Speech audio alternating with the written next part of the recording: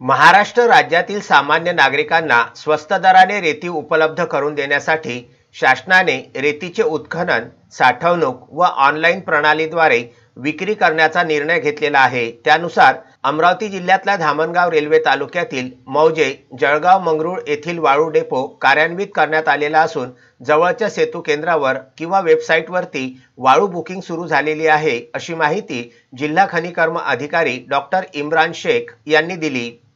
रेती किंवा वाळू बुक करण्यासाठी महाखनिज महाराष्ट्र.government.in या वेबसाईटवर कार्यप्रणाली उपलब्ध करून देण्यात आलेली आहे।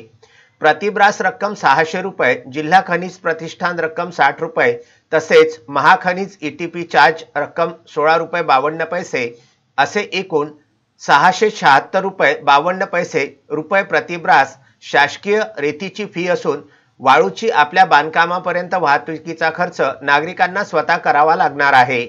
प्रधानमंत्री आवास योजना व इतर राज्य पुरस्कृत आवास योजनेअंतर्गत घरकुल बांधकामाकरिता 5 ब्रासपर्यंत वाळू रेती विनामूल्य प्राप्त करता येणार आहे। तथापि वाळू रेतीच्या वाहतुकीचा खर्च संबंधित लाभार्थ्यास करावा लागणार आहे। सद्यस्थितीमध्ये अमरावती जिल्ह्यातील धामणगाव रेल्वे तालुक्यातील मौजे, जळगाव, मंगरूळ येथील वाळू डेपो कार्यान्वित झालेला असून मौजे चांदूर ढोरे तालुका तिवसा, मौजे धामंत्री तालुका तिवसा, मौजे फत्तेपूर जावरा तालुका तिवसा, मौजे नावेड तालुका भातकुली व मौजे निंभारी तालुका अचलपूर येथील वाळू डेपो सुद्धा कार्यान्वित करण्याची प्रक्रिया सुरू आहे।